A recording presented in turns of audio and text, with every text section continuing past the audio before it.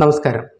സാഫിർജാൻ EXന്റെ സോഹോ ബുക്സിൻ്റെ പുതിയൊരു ക്ലാസ്സിലേക്ക് എല്ലാവർക്കും സ്വാഗതം. ഇന്നത്തെ ക്ലാസ്സിൽ നമ്മൾ പറയാൻ പോകുന്നത് സോഹോ ബുക്സിൽ സെയിൽസ് റിട്ടേൺ ട്രാൻസാക്ഷൻസ് എങ്ങനെയാണ് റെക്കോർഡ് ചെയ്യാം എന്നുള്ളതിനെ കുറിച്ചാണ്.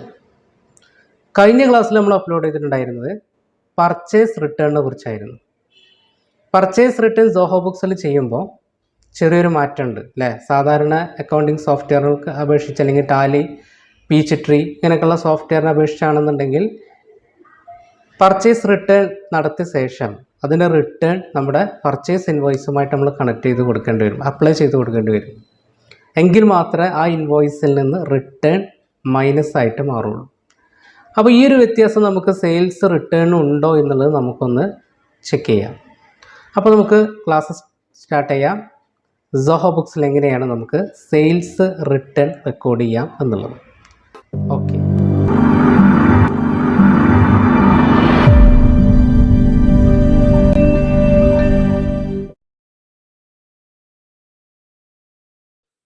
ഓക്കെ, അപ്പോൾ നമ്മൾ സെയിൽസ് റിട്ടേൺ ആണ് ചെയ്യാൻ പോകുന്നത്.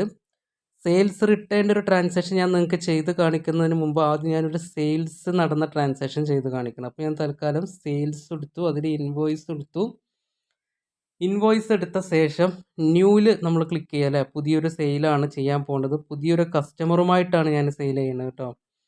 അപ്പോൾ ന്യൂ എടുത്തു, അവിടെ ഞാൻ പുതിയൊരു കസ്റ്റമറിനെ ക്രിയേറ്റ് ചെയ്യണേ. HS കമ്പനി എന്ന പേരിൽ തൽക്കാലം പുതിയൊരു കസ്റ്റമറിനെ ഞാനിവിടെ ക്രിയേറ്റ് ചെയ്യണം. ക്രിയേറ്റ് ചെയ്യുമ്പോൾ നമ്മൾ എപ്പോഴും ശ്രദ്ധിക്കേണ്ട കാര്യം കമ്പനീൻ്റെ പേര് കൊടുക്കുക. HS കമ്പനി എന്നുള്ളൊരു പേര് ഇപ്പോൾ ഞാൻ ഇവിടെ കൊടുത്തു. ഓക്കെ, ഇത് കൊടുത്ത ശേഷം നമ്മൾ ബാക്കിയുള്ള കാര്യങ്ങൾ ഫില്ല് ചെയ്യാൻ മറക്കരുത്. അതായത് കസ്റ്റമർ ഡിസ്പ്ലേ നെയിം അവിടെ സെലക്ട് ചെയ്ത് കൊടുക്കുക, അതേ സെയിം പേര് തന്നെ അവിടെ കൊടുത്താൽ മതി. പിന്നെ GST ട്രീറ്റ്മെൻറ്റ് എന്നുള്ളിടത്ത് ഈ കമ്പനി രജിസ്റ്റേർഡ് ആയിട്ട് നമ്മളോട് ക്രിയേറ്റ് ചെയ്യാണ്. അതായത് GSTയിൽ രജിസ്റ്റേർഡ് ആയിട്ടുള്ള ഒരു കമ്പനി തന്നെയാണ്. പിന്നെ GST നമ്പർ കൊടുക്കണം, ആ കസ്റ്റമറുടെ GST നമ്പർ. ഞാനൊരു തൽക്കാലം ഡെമോ ആയിട്ടാണ് ഒരു നമ്പർ കൊടുക്കുന്നത്. 15 അക്ക നമ്പറിൽ എന്തെങ്കിലും കൊടുത്താൽ മതി. കൊടുക്കുമ്പോൾ ശ്രദ്ധിക്കേണ്ടത് 32 ഫസ്റ്റ്, അതായത് 32 എന്ന് പറയുന്ന നമ്മുടെ സ്റ്റേറ്റിൻ്റെ കോഡ് ആദ്യം വരുന്ന രീതിയിൽ നമ്മൾ കൊടുക്കുക. ഓക്കെ, അപ്പോൾ ഞാനിപ്പോൾ തൽക്കാലം അത് കൊടുത്തു. പിന്നെ പ്ലേസ് ഓഫ് സപ്ലൈ അത് ഓട്ടോമാറ്റിക്കായിട്ട് കേരള വന്നിട്ടുണ്ട്. പിന്നെ ബാക്കിയുള്ള കാര്യങ്ങളൊന്നും നമുക്കവിടെ കമ്പൽസറി അല്ല, ഉള്ള കാര്യങ്ങളൊക്കെ കറക്റ്റായിട്ട് വന്നിട്ടുണ്ട്. ഇനി നമ്മൾ എന്ത് ചെയ്യുന്നു, തൽക്കാലം സേവ് ചെയ്യാം. അപ്പോൾ കസ്റ്റമർ അതായത് പാർട്ടിനെ ഞാൻ തൽക്കാലം അവിടെ ക്രിയേറ്റ് ചെയ്തിട്ടുണ്ട്. ഓക്കെ, ഇനി പിന്നെ ഇൻവോയ്സ് നമ്പറും കാര്യങ്ങളൊക്കെ അവിടെ വന്നിട്ടുണ്ട് കേട്ടോ. അത് ഓട്ടോമാറ്റിക്കായിട്ട് തന്നെ വരും. പിന്നെ നമ്മൾ ശ്രദ്ധിക്കേണ്ട കാര്യം എന്താണെന്ന് വെച്ച് കഴിഞ്ഞാൽ താഴെ ഐറ്റംസ് കൊടുക്കുക എന്നുള്ളതാണ്. ഓരോ ഐറ്റംസ് കൊടുക്കുക. ഓക്കെ, ഐറ്റംസ് കൊടുക്കുമ്പോൾ ഞാൻ ഫസ്റ്റത്തെ ഒരു ഐറ്റം കൊടുത്തു. ഓക്കെ, മൊബൈൽ ഫോണിൻ്റെ ഐറ്റമാണ് ഞാൻ ഫസ്റ്റ് കൊടുക്കുന്നത്. അത് 1 ആണ്. അവിടെ കൊടുക്കുന്ന 5 എണ്ണമാണ്. ക്വാണ്ടിറ്റി 5 എണ്ണം കൊടുത്തു. പിന്നെ അതേപോലെ തന്നെയാണ് മൊബൈൽ ഫോണ്, അതും ഞാൻ 5 എണ്ണം തന്നെയാണ് കൊടുക്കുന്നത്. അതായത് നമ്മുടെ റെഡ്മിയോ ആണ് നമ്മൾ കൊടുക്കുക. റിയൽമി, റെഡ്മി ഒക്കെയാണ് ഞാൻ കൊടുത്തിട്ടുള്ളത്, ഐറ്റംസ് ആയിട്ട് കൊടുത്തിട്ടുള്ളത്. ഓക്കെ, അതിന് ശേഷം ആ ഐറ്റംസൊക്കെ കൊടുത്ത് ഞാനിവിടെ സേവ് ചെയ്യുന്നു. സേവ് ചെയ്ത ശേഷം ഇനി അടുത്തതായിട്ട് ഞാൻ റിട്ടേൺ ചെയ്യാൻ പോകുന്നത്, അതായത് അവരിൽ നിന്ന് ഇങ്ങോട്ട് റിട്ടേൺ വരുന്നത് നമ്മൾ ചെയ്യേണ്ടത് സെയിൽസ് എന്ന് കാണുന്നതിൽ ക്രെഡിറ്റ് നോട്ട് എന്ന് പറയുന്ന ഓപ്ഷൻ എടുക്കുക.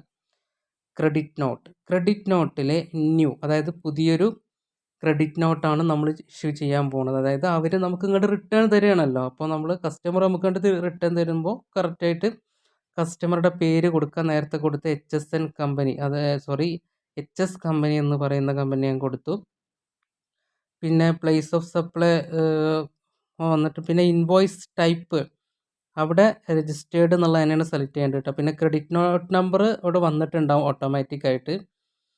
ഇനി നമ്മൾ ശ്രദ്ധിക്കേണ്ട കാര്യം എന്താണെന്ന് വെച്ച് കഴിഞ്ഞാൽ പിന്നെ ഓരോ ഐറ്റംസും ഏതൊക്കെ ഐറ്റംസാണ് റിട്ടേൺ ആവണമെന്നുണ്ടെങ്കിൽ കൊടുക്കുക. റിയൽമി C3 ആണ് ഞാൻ കൊടുക്കുന്നത്. അത് ഒരു ഐറ്റം ഞാൻ റിട്ടേൺ ക്വാണ്ടിറ്റി 1 ആയിട്ട് ഞാൻ കൊടുത്തു. ഇത് റെഡ്മി A1 എന്ന് പറയുന്ന ഐറ്റം കൊടുക്കുന്നത് 2 എണ്ണമാണ് ഞാൻ കൊടുക്കുന്നത്. ഓക്കെ, ഇപ്പോൾ അതിൻ്റെ റിട്ടേണിൻ്റെ ടോട്ടൽ എമൗണ്ട് അവിടെ വന്നിട്ടുണ്ട് 35,100. ഇനി ഞാനിത് സേവ് ചെയ്യാൻ പോവാണ്. ഇപ്പോൾ റിട്ടേൺ സേവ് ആയിട്ടുണ്ട്, പക്ഷെ നമ്മളെ സെയിൽസ് ഇൻവോയ്സുമായിട്ട് ഇത് കണക്റ്റഡ് അല്ല. അപ്പോൾ ഇനി നമുക്കതിനെ കണക്റ്റ് ചെയ്ത് കൊടുക്കണമെന്നുണ്ടെങ്കിൽ നമ്മൾ എന്താ ചെയ്യേണ്ടത്, നേരെ സെയിൽസ്, അതായത് ഇൻവോയ്സ് എടുക്കുക. നമ്മൾ സെയിൽസ് ചെയ്യുമല്ലോ സാധാരണ, സെയിൽസിൻ്റെ ഇൻവോയ്സ്.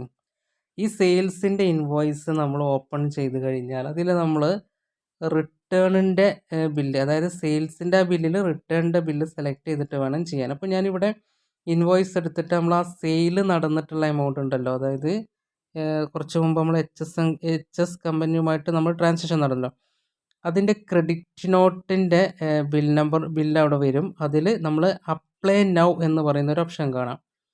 അപ്ലൈ നൗ എന്ന് പറയുന്ന ഓപ്ഷനിൽ ഓക്കെ ബട്ടൺ നമ്മൾ പ്രസ് ചെയ്യുക. ഓക്കെ ബട്ടൺ പ്രസ് ചെയ്ത് കഴിഞ്ഞാൽ നമുക്കവിടെ റിട്ടേണിൻ്റെ സംഖ്യ അടിച്ചു കൊടുക്കാനുണ്ടാവും. അതിൽ ഏതൊക്കെ ആ റിട്ടേണിൻ്റെ ബില്ല് കംപ്ലീറ്റ് നമുക്ക് സെറ്റിൽ ചെയ്യാണ്ടെന്നുണ്ടെങ്കിൽ അവിടെ സെലക്ട് ചെയ്ത് കൊടുക്കുക. 35,100 ആ എമൗണ്ട് ഫുള്ളായിട്ട് അവിടെ ഇട്ട് കൊടുക്കുക. അപ്പോൾ ആ റിട്ടേൺ നടന്ന ആ സംഖ്യ കറക്റ്റായിട്ട് റിട്ടേൺ ആയിട്ട് തന്നെ മാറും. അതായത് സെയിൽസ് എമൗണ്ടിൽ നിന്ന് മൈനസ് ആയിട്ട് പോകും, സെയിൽസിൻ്റെ ബില്ലിൽ നിന്ന് മൈനസ് ആയിട്ട് പോകും. ഓക്കെ, ഇങ്ങനെയാണ് നമ്മൾ എന്ത് ചെയ്യേണ്ടത്, സെയിൽസ് റിട്ടേൺ സോഹോ ബുക്സിൽ ചെയ്യുമ്പോൾ ശ്രദ്ധിക്കേണ്ടത്. ഓക്കെ, ക്രെഡിറ്റ് നോട്ടാണ് നമ്മൾ സെയിൽസ് റിട്ടേൺ ആയിട്ട് ചെയ്യേണ്ടത്. അതിനെ ലിങ്ക് ചെയ്യാൻ വേണ്ടി നമ്മൾ അപ്ലൈ നൗ അടിച്ചു കൊടുക്കുക. ഓക്കെ, അപ്പോൾ വീണ്ടും പുതിയൊരു ക്ലാസ്സുമായി അടുത്ത വീഡിയോയിൽ കാണാം. അതുവരെ എല്ലാവർക്കും നന്ദി, നമസ്കാരം.